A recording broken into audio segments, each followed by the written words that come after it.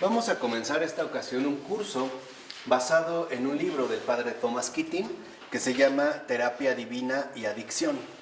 Entonces, lo que veremos precisamente es la manera en la cual se van desarrollando estos dos aspectos, la cuestión de la terapia divina y de la adicción, y entender, digamos, a muy grandes rasgos la adicción como una deficiencia humana, ¿no? Como un malestar humano que ciertamente puede ser superado y que no es algo de entrada imposible de erradicar, no sea en este caso la adicción que sea.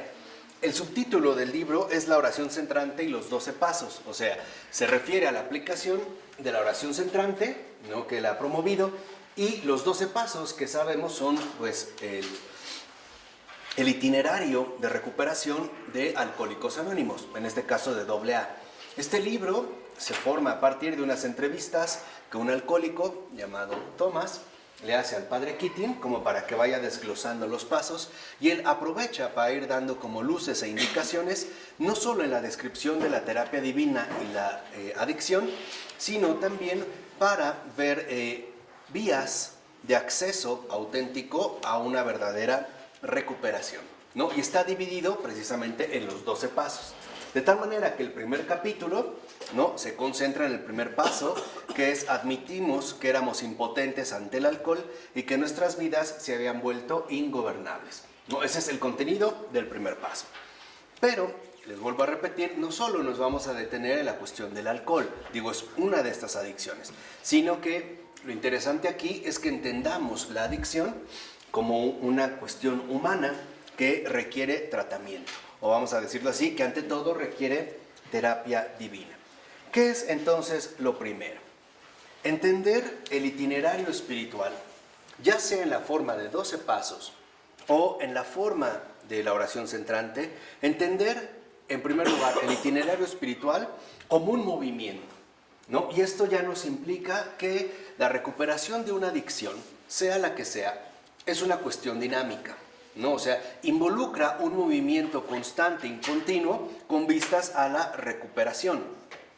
Y es un movimiento del egocentrismo al teocentrismo. Entonces, lo primero que vemos es que en la terapia divina y la adicción hay una dinámica. Y es una dinámica que va del egocentrismo al teocentrismo, que es básicamente, ¿no?, el motor fundamental de los 12 pasos y de cualquier otro medio de recuperación. Esto es, digamos, lo fundamental. Esta dinámica que nos va a conducir gradualmente del egocentrismo, o sea, de mí mismo, hacia el teocentrismo, vamos a decirlo así, hacia la fuente auténtica y genuina de todo tipo de recuperación, ¿no? Entonces, tenemos un itinerario, ¿no? Es una marcha continua que requiere, por así decirlo, de una constancia y de ciertos criterios para que en efecto logremos esto que se llama recuperación, ¿no? O sea, que podamos salir, en pocas palabras, de la adicción. Entonces, lo primero es que dentro de esta dinámica, este itinerario espiritual que va del egocentrismo al teocentrismo, comprendamos cuál es el primer paso fundamental que hay que dar. Y ante todo, es un paso psicológico. Este es el primer, vamos a decirlo así, elemento a tener en cuenta. Se trata de un paso psicológico para que en efecto pueda haber un auténtico progreso. En este caso, vamos a decirlo, un auténtico progreso de recuperación.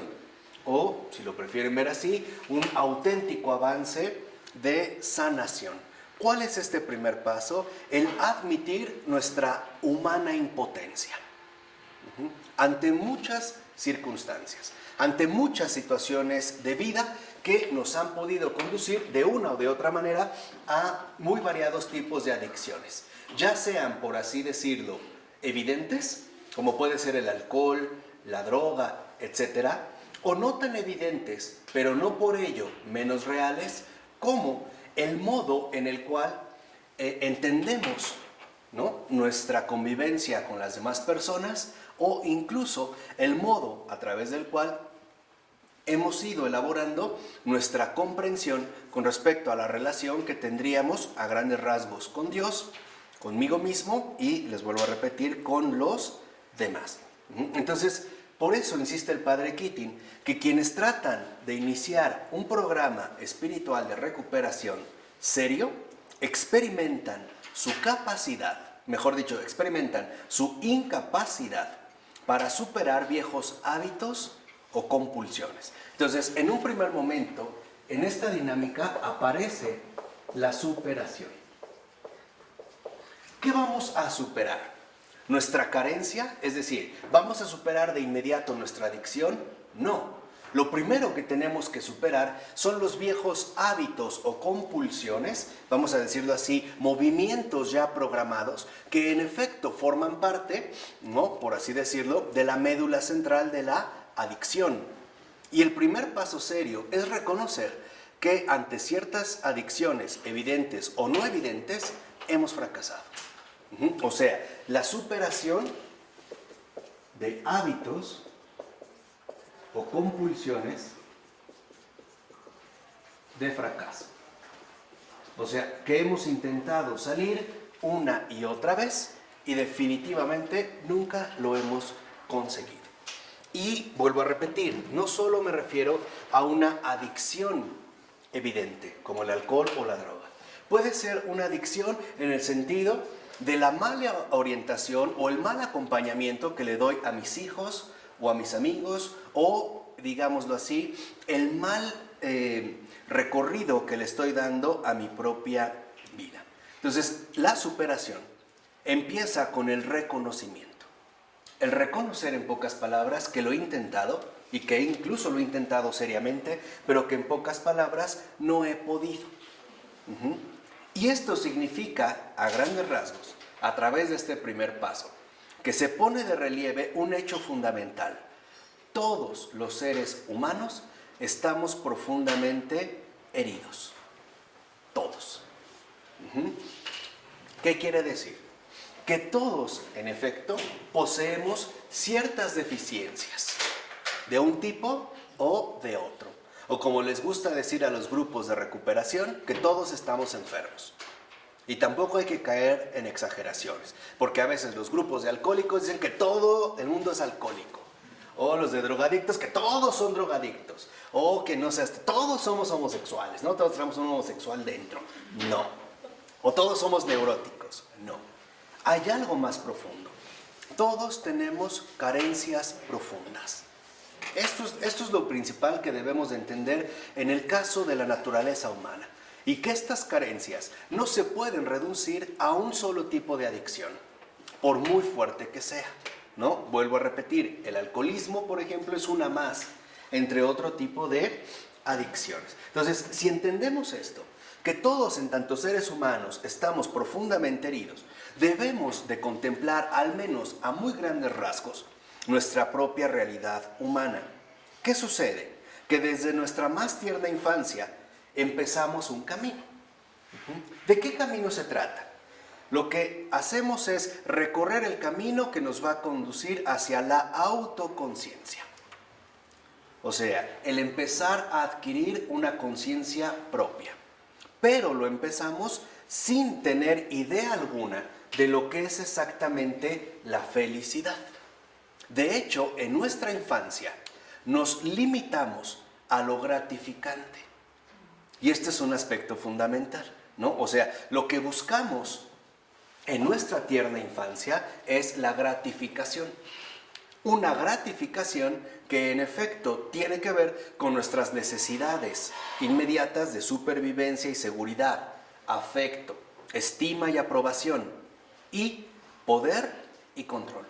Entonces, lo que vemos es que tenemos necesidades instintivas. Entonces, estos hábitos o compulsiones de fracaso, o sea, lo que nos lleva a experimentar nuestra derrota, nos debe de llevar a reflexionar un poco, dijimos, sobre nuestra naturaleza humana en general y entender en qué ha consistido nuestro propio recorrido de vida.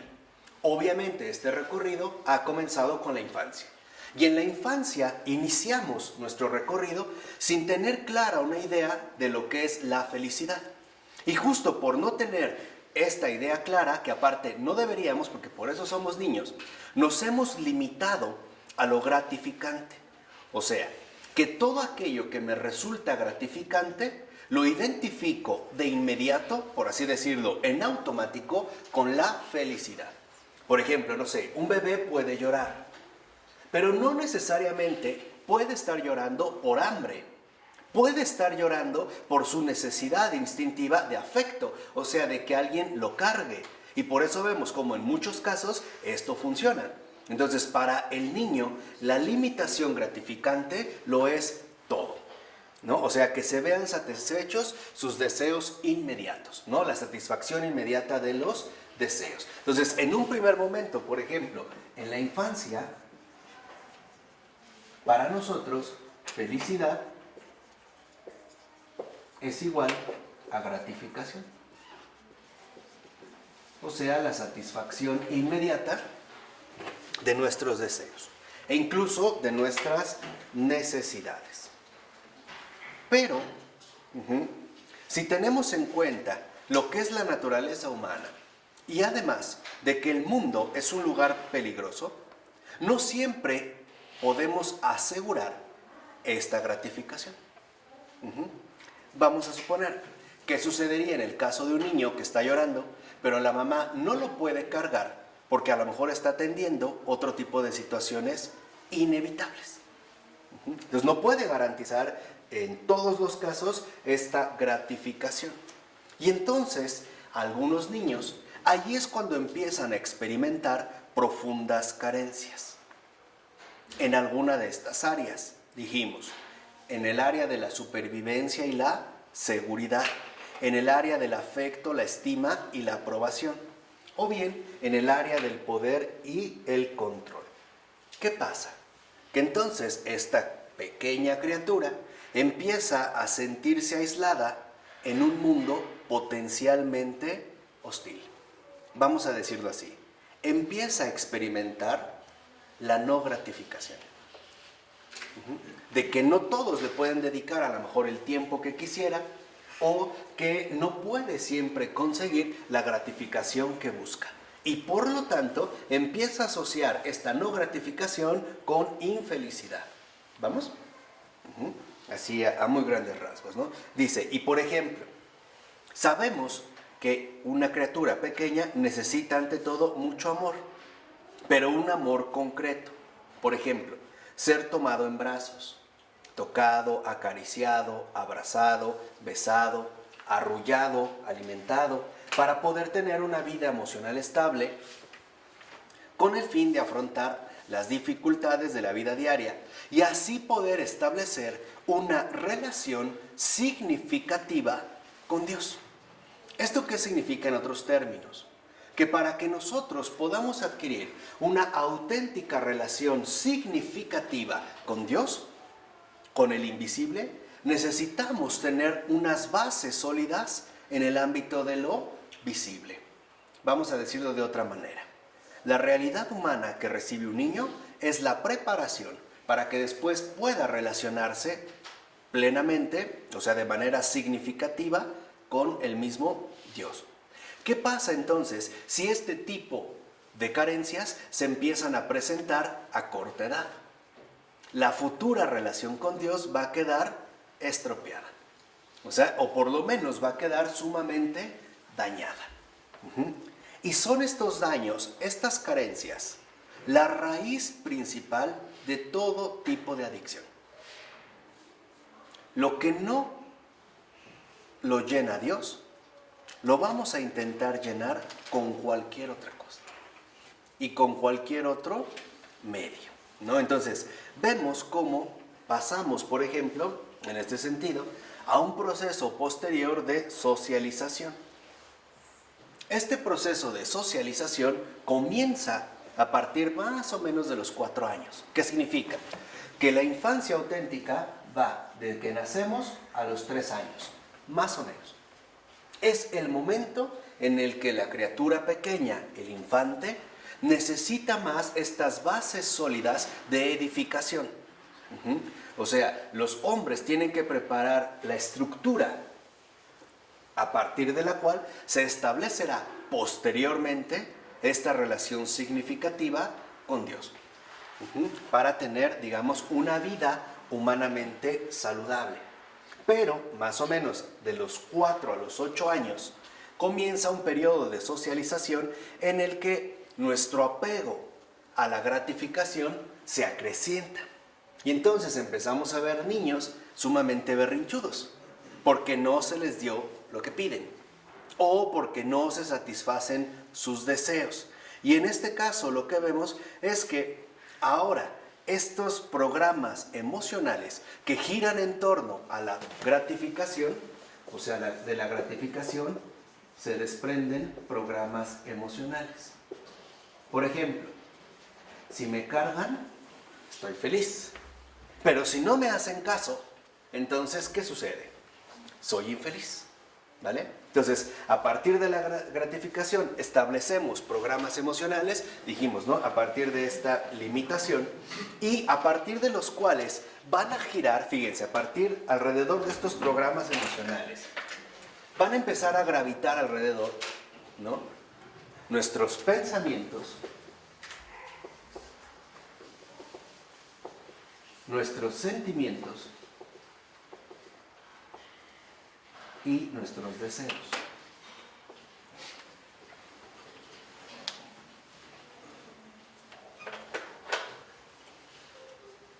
Nuestros pensamientos, nuestros sentimientos y nuestros deseos los vamos a coordinar con los programas emocionales que en efecto coordina o mantiene nuestra expectativa o ansiedad de gratificación. De tal forma que si mi pensamiento no corresponde con los programas emocionales de la gratificación, empezarán a producir efectos negativos. Por ejemplo, empezar a pensar que no me quieren o que no me hacen caso. O puedo empezar a sentirme finalmente abandonado o solo. O puedo empezar a desear modos alternativos para poder alcanzar esta gratificación, ¿no? Que es, digamos, lo que yo buscaba en mi más tierna infancia. Así que entonces, lo primero que vemos es que este proceso de autoconciencia creciente ya de entrada crea adicción. Y este es el perfil, digámoslo así, ¿no? Doloroso de la condición humana. ¿Cuál es entonces nuestra primera y básica adicción? Que todos tenemos. No hay ser humano sin esta adicción. ¿Cuál es? El apego exclusivo a nuestros pensamientos, sentimientos y deseos basados únicamente en la gratificación. O sea, en la búsqueda de la felicidad por medio de mis propias limitaciones. ¿Sí queda claro? Esto es vital. O sea, nuestra primera adicción consiste en que nos apegamos de entrada, vamos a decirlo así, nos apegamos fielmente a nuestro propio modo de pensar, de sentir y de desear como criterios exclusivos para determinar si soy feliz o no. Esta es ya de entrada nuestra primera adicción. Esto es lo que genera adicción. Y entonces, como resultado, precisamente, vamos a toparnos con funcionamientos irregulares en la adquisición de tal gratificación. Vamos a decirlo en otros términos. Empezaremos a experimentar la frustración. Porque las cosas no se dan ni como yo pienso, ni como yo siento, y mucho menos como yo ¿qué? Deseo.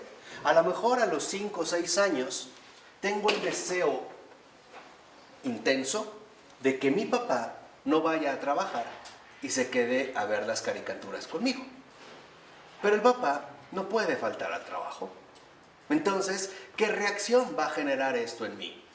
A lo mejor un sentimiento de rechazo, un pensamiento de abandono o un deseo de buscar llamar todavía más su atención, ¿vale? Entonces, el apego creciente a la gratificación es la raíz de toda adicción.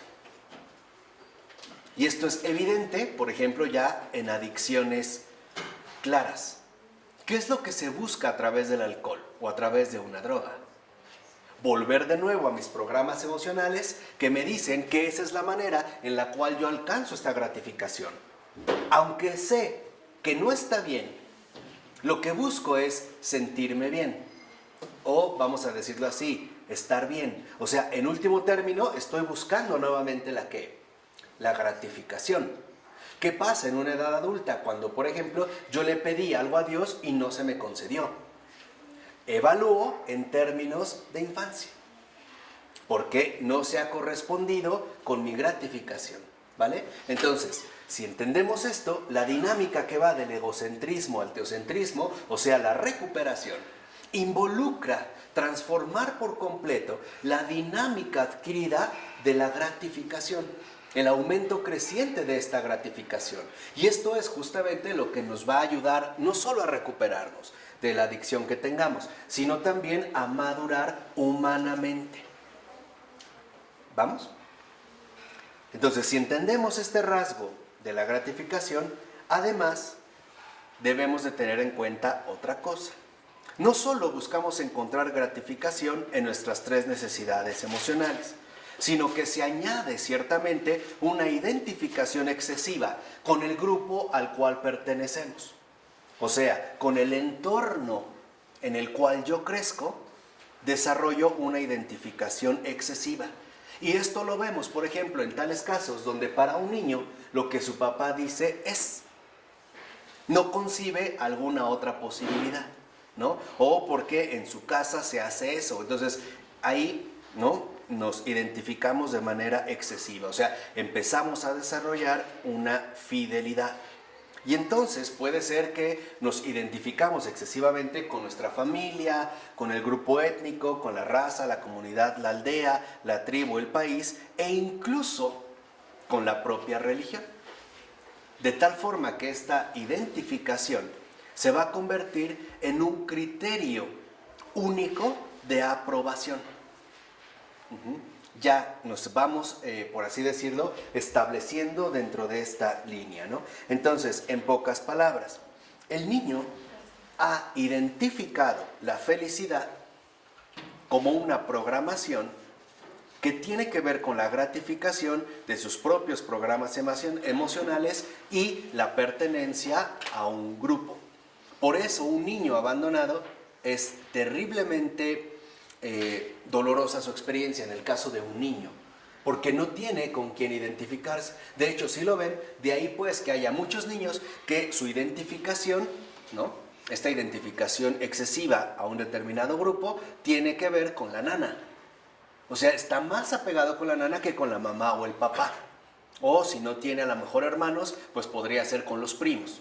O con el grupo de amiguitos con los que se junta, ¿no? Empieza a formar digamos, su identificación de la felicidad.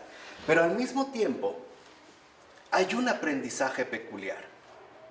El niño está aprendiendo poco a poco que no puede controlar a todas las personas y ni los acontecimientos como a él le gustaría. Por ejemplo, el papá quedó que iba a llegar temprano para que fueran al parque.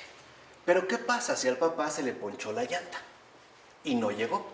¿Cuál es nuestra reacción inmediata basada en el aumento creciente de la gratificación? Puede venir molestia. Y esto generaría pensamientos negativos o sentimientos hostiles o incluso deseos, ¿no?, en este caso, problemáticos. También empieza a aprender que no siempre va a recibir la aprobación que busca. Ejemplo. El niño, por quedar bien, quiso lavar el baño y resulta que lo estropeó. Y en lugar de que lo felicitemos, lo que ganó fue un regaño. Entonces, esto va haciendo corto en sus programas emocionales. Y también, precisamente, aprende que no puede asegurar la supervivencia y su propia seguridad debido a múltiples riesgos en un mundo peligroso, tales como la enfermedad, el peligro de muerte, el rechazo, la opresión o el hecho de formar parte de una sociedad que es pisoteada, explotada o simple y sencillamente indiferente, que no le importa. Hoy vemos cómo esta indiferencia perjudica a muchos niños en el hecho de que hay papás que para quitárselos de encima los pueden poner, digamos, a jugar videojuegos o en una tablet o en algún otro tipo de entretenimiento donde literalmente quedan aislados. Entretenidos, sí, pero aislados. O sea, no se contaría, digamos, con el encuentro de los padres, ¿no? Con la convivencia humana. Este tipo de situaciones pueden incrementar en gran medida el sentido de rechazo y la frustración de estos programas emocionales con los que el niño se ha identificado por completo. Ejemplo, mi papá no está conmigo, entonces prefiere el trabajo.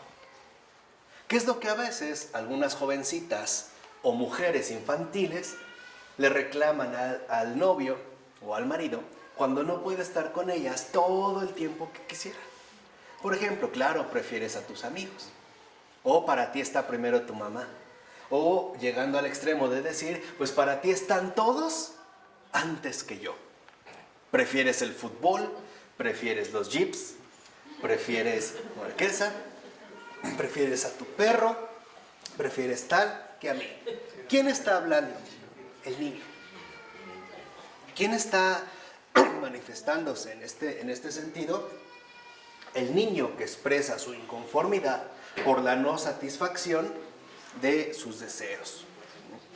Pero también, ciertamente, hay que tomar en cuenta otros factores que entran en juego. Por ejemplo, la situación familiar, que aporta un condicionamiento tanto social como una cierta herencia biológica. ¿Qué quiere decir? También son factores que no podemos pasar por alto. Sí repercuten, están presentes, ¿no? Y en este sentido, por ejemplo, se tienen que ver también las actitudes que asumen sus compañeros al momento de hablar. Hoy en día vemos cómo esta situación se ve de manera muy clara a través del bullying. Y por eso es tan grave el bullying. Porque justamente lo que rompe es la capacidad de integración dentro de un determinado grupo social. Lo que hace el bullying es intensificar la ya de por sí creciente experiencia de rechazo y, dijimos, de frustración. ¿Vale? Entonces, tenemos aquí que en esta infancia, ¿no? Después pasamos a los 4, a los 8, nos vamos asentando en nuestros programas emocionales, pero también tenemos experiencias dolorosas, lo cual incrementa nuestro sentido del rechazo y la frustración. Y por ello, por ejemplo, vemos cómo se buscan vías alternativas para satisfacer estas carencias, o vamos a decirlo así, para aliviar tanto el rechazo como la frustración. Por ejemplo, dice el padre Keating, algunos experimentan una necesidad de usar alcohol con el fin de aliviar el dolor causado por la falta de gratificación de sus necesidades infantiles, sobre todo cuando estas necesidades se volvieron excesivas o incluso imposibles de realizar. Por ejemplo, excesivas cuando un niño quisiera que su mamá y su papá estuvieran todo el tiempo con él. O ya imposibles de realizar cuando a lo mejor quisiera, por ejemplo, que su papá lo llevara a Marte. Por mencionar un caso, que puede ser un motivo infantil, ¿no? A veces creo que eso es lo que las mujeres piden, ¿no? En sentido excesivo o imposible. Y los varones también, dependiendo, digamos, de nuestra formación. Entonces, lo primero que vemos es que en los primeros años de vida, dijimos más o menos hasta los 3, el niño no tiene uso de razón pleno para poder moderar sus deseos. Y por ello no tiene los recursos necesarios para distinguir realísticamente la realidad de sus propios deseos. No tiene esta capacidad. El niño, dijimos, lo único que busca es la gratificación. Y al carecer de una razón, digamos, más crecida, pues no puede discernir, no tiene criterios para poder autoevaluar sus propios deseos. Él lo quiere y se acabó. No sé si lo han visto, por ejemplo, un niño a esta edad a veces nada más quiere, ¿no?, que su mamá lo esté cargando. No se pone a pensar si es excesivo o si puede o le duele la espalda o está enferma o algo así. Lo único para el niño es que busca esta gratificación. Y si no se le da, entonces se incrementa su sentido del rechazo y la frustración.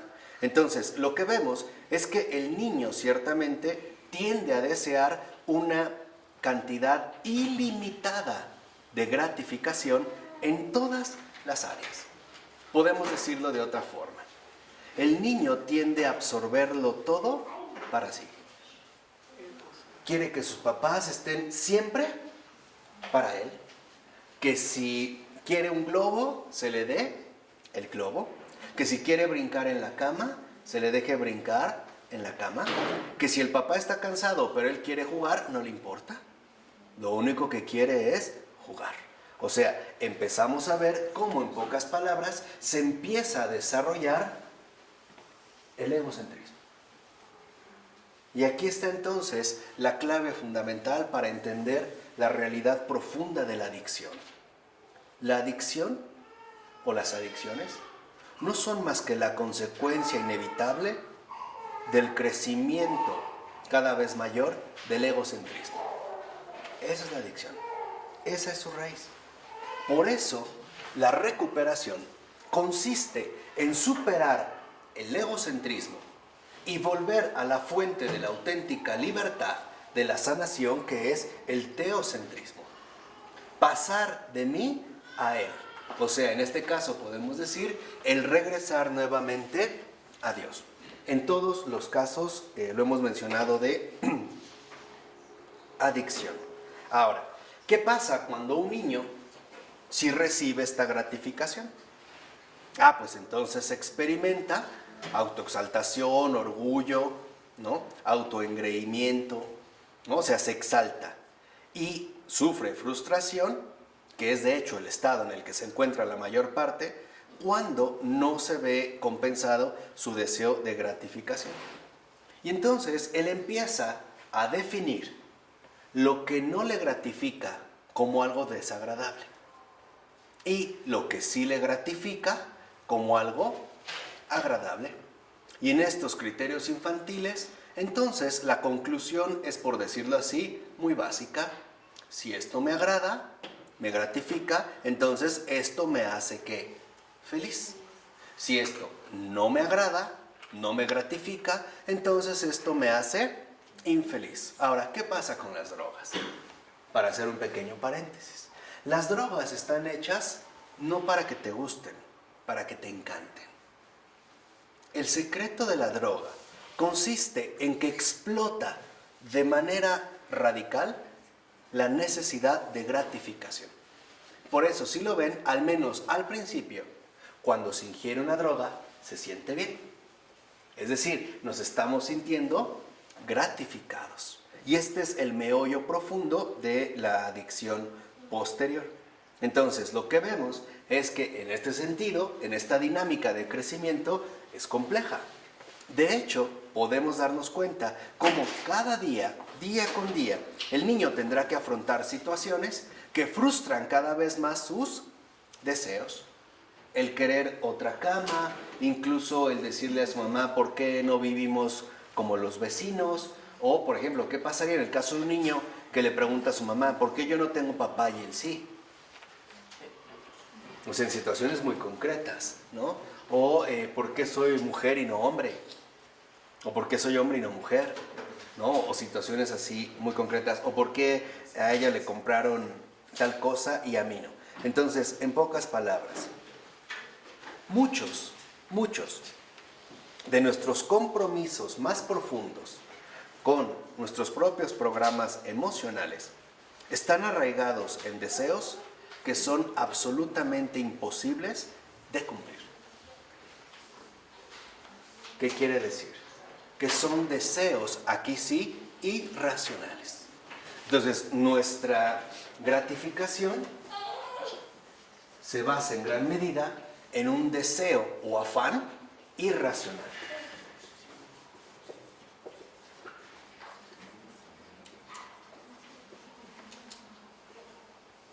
Y porque somos tan pequeños, no alcanzamos a percibir lo imposible que es satisfacer nuestra propia exigencia de gratificación. O mejor dicho, lo desproporcionado de nuestros propios deseos. De tal manera que entonces lo que vemos es que buscamos que todo y todos sean únicamente para mí. No sé si han visto casos muy concretos donde a lo mejor está el niño pequeño, 2, 3 años, lo está cargando la mamá, llega el papá a darle un beso y lo empuja. Como decir, no, esto es mío. ¿Vale? Entonces, ¿qué significa? Que el deseo afán irracional significa todo para mí. Todo para mí. Eso es, digamos, como la dinámica fundamental del egocentrismo. Todo para mí. Por eso, para muchos niños puede ser muy problemático el tener un hermanito o una hermanita. Porque es una competencia en la obtención de la gratificación. ¿Qué quiere decir? Ya no toda la atención es para él. Y lo mismo a veces pasa en ciertas mamás cuando sus hijos se casan. Ya toda la gratificación no es para ellas. Entonces, el otro o la otra se convierte en una fuente de rivalidad. Y más allá de rivalidad, en una fuente de profunda frustración. Porque, por ejemplo, mi hijo ya no está en casa, o ya no come conmigo todos los días, o mi hija ya no me da parte de su quincena porque pues, ahora la emplea para otros gastos propios, etcétera, etcétera, etcétera. ¿No? O sea, podemos decir que sigue en este sentido reclamando el egocentrismo. Y aquí, lo que buscamos entonces es una felicidad ilimitada. Pero no caemos en la cuenta que estamos buscando una felicidad ilimitada a través de bienes muy limitados. Ejemplo, mi papá podrá ser muy fuerte, pero tarde o temprano se va a cansar.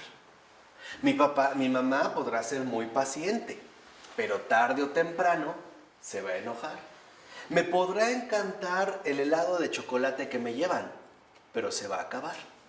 No es finalmente un helado de chocolate infinito, ilimitado. Me encantó el globo que me dieron, pero se va a desinflar o se va a ponchar. Entonces lo que vemos de inmediato es que el niño manifiesta una profunda frustración y asocia esta frustración con infelicidad. En pocas palabras, si no se cumplen mis exigencias, entonces soy una persona profundamente frustrada y una persona profundamente infeliz. Esa es nuestra primera adicción. Nos volvemos hiperadictos a la gratificación. Y a partir de la gratificación definiremos justamente lo que es la felicidad. Ahora, ¿esto quedó claro?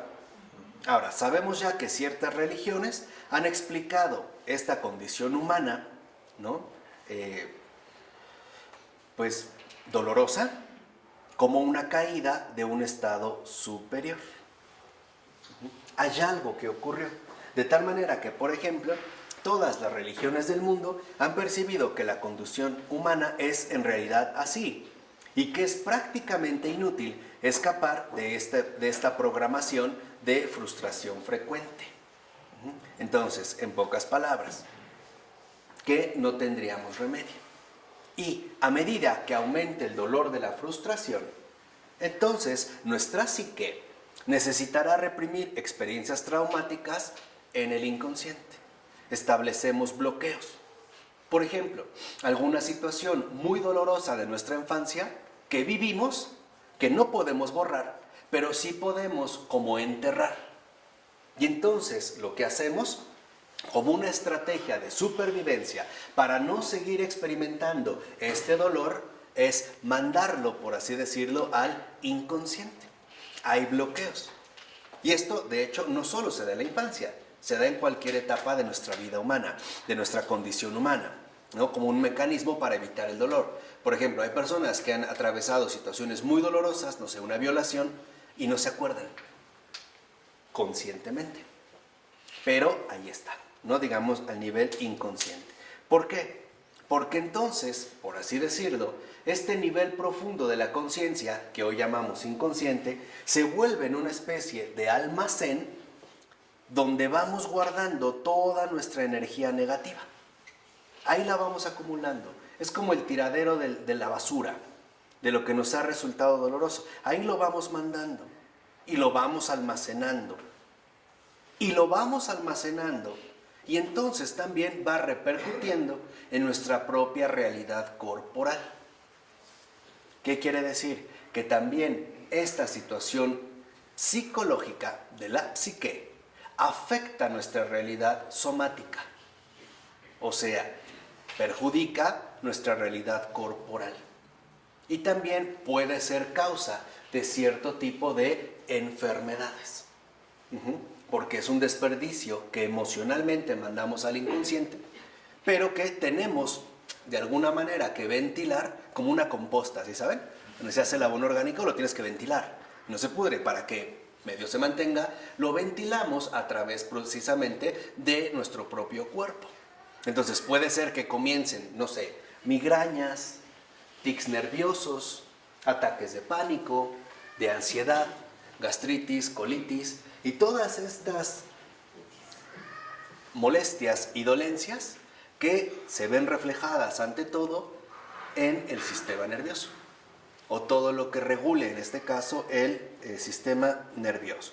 Entonces, aquí lo que vemos es que, en efecto, por ello, las religiones buscan medios para poder como drenar todo este almacenamiento, ¿no? ¿Cómo lo hacen? A través de cierto tipo de disciplinas, que pueden ir, por ejemplo, ¿no? Basadas en este sentido en disciplinas de cierta manera ascéticas que nos permitan alcanzar un mayor estado de tranquilidad. Por ejemplo, el yoga. En este sentido, el yoga nos puede ayudar como para quitar un poco de este almacenamiento negativo, pero no nos va a curar. Eso es un hecho. O algún otro tipo de meditación nos puede ayudar a alcanzar, ante todo, un descanso psicológico, pero nunca podremos alcanzar la recuperación. Por eso tiene que ser tan constante, ¿no? Tan constante. Y de tal manera que podemos entender cómo todos, de una o de otra manera, nos estamos recuperando o desarrollando una determinada adicción. Entonces, ¿qué es lo que se necesita? ¿Cómo realmente se puede uno recuperar de esta adicción? A través de una práctica espiritual. Esto es el único remedio. O por ponerlo en términos más concretos, solo Dios nos puede sanar. Y este es el contenido fundamental del primer paso. Solo Dios nos va a poder sanar. Sin Dios no estamos más que perdiendo el tiempo, ¿no? Es como ante una enfermedad muy grave solo estuviéramos tomando placebos. ¿Sí saben qué es un placebo? ¿No? Un estimulante psicológico sin ningún tipo de contenido farmacológico, ¿no? Es esto lo que estamos haciendo. De hecho, estamos creados para el infinito y la única manera de entrar en la dimensión infinita es el amor de Dios. Porque a través del amor Dios nos atrae al infinito. Por eso nadie puede conocer a Jesús sin ir hacia Él, sin enamorarse de Él. ¿No? Porque Jesús es el infinito. Claro. Por ello, es esta práctica espiritual la que debemos entender sobre todo como un camino real hacia la libertad. O sea, la práctica espiritual es la dinámica por medio de la cual nos veremos liberados de todos los procesos de adicción que nos afectan tanto. Lo voy a poner en términos católicos, o sea, en términos hermosos como son. ¿Qué es la práctica espiritual? Experimentar la redención de Jesús en carne propia. Esa es la práctica espiritual. Y esta es la práctica implícita de los 12 pasos. Sin esta práctica, los 12 pasos se transforman en una receta de cocina, sin ingredientes. Se queda en un mero papel. Entonces, experimentar la redención de Jesús en carne propia. Esta es la práctica espiritual, que precisamente nos va a liberar gradualmente de todos y cada uno de nuestros procesos de adicción. Procesos que nos pudieron haber llevado a la adicción del alcohol, o la droga, o el sexo, o la adicción a la mentira, o al juego, o a las múltiples adicciones, ¿no?, que se pueden presentar. Entonces, aquí vemos cómo, en efecto, la adicción no se reduce a una. La adicción tiene que ver con nuestra propia condición humana, tan necesitada de la intervención divina, ¿no? O vamos a ponerlo en otra manera, tan necesitada del amor de Dios en nuestros corazones, en nuestra alma, en nuestro espíritu, en nuestra psique y por supuesto también en nuestro propio cuerpo.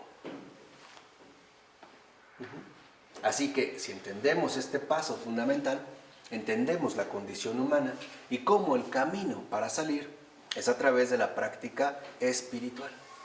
De tal forma que no solo se trata, ojo, de quitar por encima la adicción, no, sino de quitar los procesos que nos llevaron a esta adicción. Por eso dice el padre Keating, no se trata solo de abstenerse del alcohol. Hay mucha gente que no toma alcohol y sigue igual de borracha, sin sano juicio, sin beber una gota, Dice, no se trata de abstenerse del alcohol, sino de abordar los problemas profundos, emocionales, que fueron la fuente primera de la adicción. Esto es lo fundamental. Entonces, no se trata solamente de que no bebo, por ejemplo, o de que no me masturbo, pero estoy todo frustrado y ansioso porque no lo hago. No, no es esto. Es ir a las fuentes primarias de donde brotaron estas adicciones. ¿Cuáles son estas fuentes primarias? El apego creciente a la gratificación, que finalmente se tradujeron en diversos programas emocionales, ¿vale? Es ir, en último término, a la raíz del problema. ¿Pero cómo se cura uno? ¿El proceso de curación? Este proceso de descuración es a través de la terapia divina, que es lo que se explica en este libro, porque es paso a paso también. A este estado de liberación, por ejemplo, Bill W., que es uno de los cofundadores de AA, le llamaba la sobriedad emocional. Esta es la sobriedad. Una persona sobria no es la que no bebe alcohol. Una persona sobria es la que no se ve dominada ni por la frustración, ni por el rechazo que puede experimentar ante las circunstancias complejas de la vida. Esa es una persona sobria. De tal manera que entonces la sobriedad no tiene que ver con la ingesta o no de alcohol. Si yo me pongo todo alterado por todo y por nada, sigo borracho. O sea, el programa no me ha hecho nada. O sea, no estoy llevando realmente mi terapia divina. O, como lo dirían los AA, no estoy llevando el programa. No estoy realmente en rehabilitación. Solo estoy tratando, ¿no?, de tapar las cosas únicamente por encima. Porque de hecho, para el propio Bill W., la sobriedad emocional consiste en una persona madura que ya se encuentra en el 12º paso. O sea, que ya está al final del recorrido. Y que además, precisamente, ha adquirido la experiencia espiritual de liberación. Entonces, por ejemplo, un programa como los 12 pasos no solo es para dejar de beber. es para alcanzar la verdadera liberación espiritual, o sea, para experimentar la intervención de Dios en mi vida, liberándome de las fuentes profundas de mis deficiencias, que se van a traducir en pocas palabras en adicciones. Y como para Dios todo es posible, también es posible quitarme de raíz un tipo de adicción, el que sea. Aquí es donde habría que hacer un pequeño matiz. Yo he escuchado a algunos miembros de AA que dicen que uno nunca se va a curar, que uno siempre va a estar enfermo. Lo que yo sostengo es que a través de la terapia divina, de la intervención de Dios en mi vida, si hay una recuperación, al menos de unas adicciones, una a una, pero si hay una recuperación. ¿Dónde experimento la recuperación? En la paz profunda que adquiero ante ese tipo de situaciones, ante el cambio de mis actitudes y sobre todo ante la no esclavitud a estos criterios de vida equivocados. Por ello, ¿no?, vemos cómo las causas y los apegos emocionales que desencadenaron la adicción original son liberados en ese momento, en la sobriedad emocional. De modo que ya no habrá otra adicción que reemplace a la primera, ni otra pérdida de la sobriedad.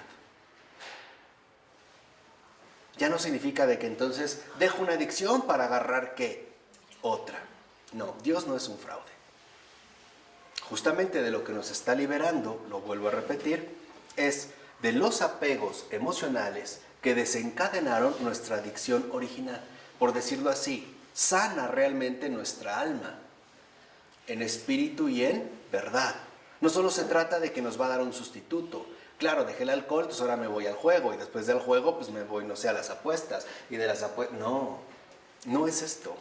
Esto es justamente lo que queremos buscar. Por eso nos dice el Padre Keating que las palabras del primer paso son extremadamente vigorosas, si se asimilan bien. Entonces no se trata de que va a tapar un hoyo para abrir ¿qué? Otro. Se trata de que en efecto experimentemos la transfiguración profunda de todo lo que somos, de todo nuestro ser. Porque, como dijera San Irineo de León, la gloria de Dios es el hombre que vive.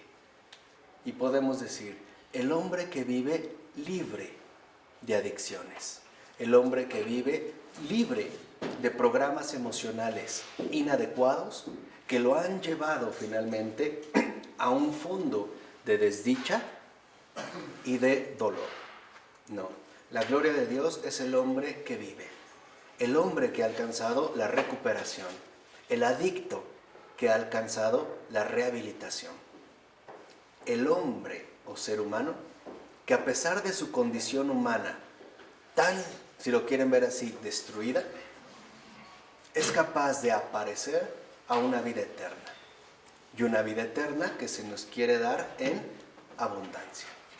Una vida eterna que no está ya, digamos, perjudicada por las adicciones, sino por las bendiciones.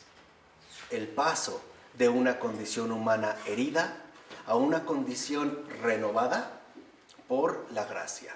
Porque como bien lo dijera también San Bernardo, Dios nos formó, el pecado nos deformó, pero Jesucristo nos reformó. Y es esto lo que queremos.